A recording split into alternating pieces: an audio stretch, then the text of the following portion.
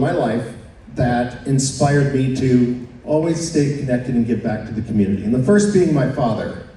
And my dad was a serial volunteer.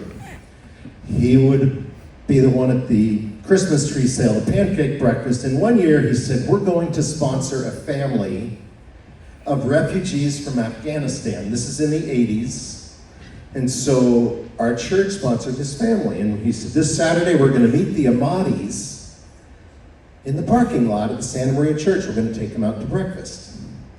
And the idea was to help this family get started for 6 months, getting them established in their new country.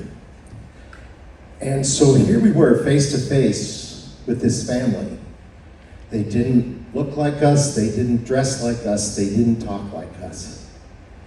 And my dad says, we're gonna take you guys to Yosemite over the next 6 months. We did trips to Yosemite with the Ahmadis, Muir Beach, Lake Tahoe, Diablo State Park. And we helped this family get established. And last thing I remember, spending time with one of the kids, his name was Azim. We went to the farmer's market where Dad had started a business selling and buying things at the flea market in Oakland. We kind of lost touch with the Ahmadis over the years, but there was an example of something early on that instilled, get involved in your community, find people that can need help.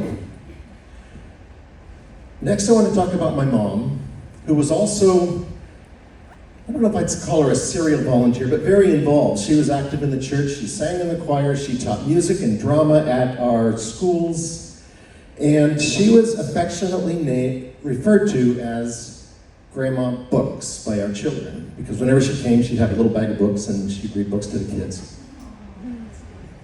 About a year ago, she became very ill with pneumonia. We weren't sure what the outcome was going to be. And she was on an antibiotic, and the antibiotic wasn't working, and she continued to degrade and have trouble breathing. And she called her doctor, but the doctor was out of town. So she was real nervous about meeting with this other doctor. In the appointment with the other doctor, he said, my mom said, I think I know you. And he says, yes, we met 45 years ago in the parking lot at Santa Maria Church. I'm Dr. Azim Ahmadi.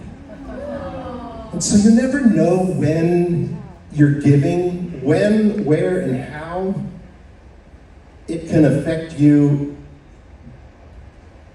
45 years later.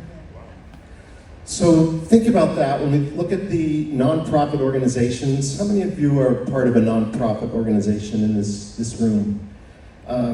There's so many opportunities to give your time, your treasure, your talent to an organization.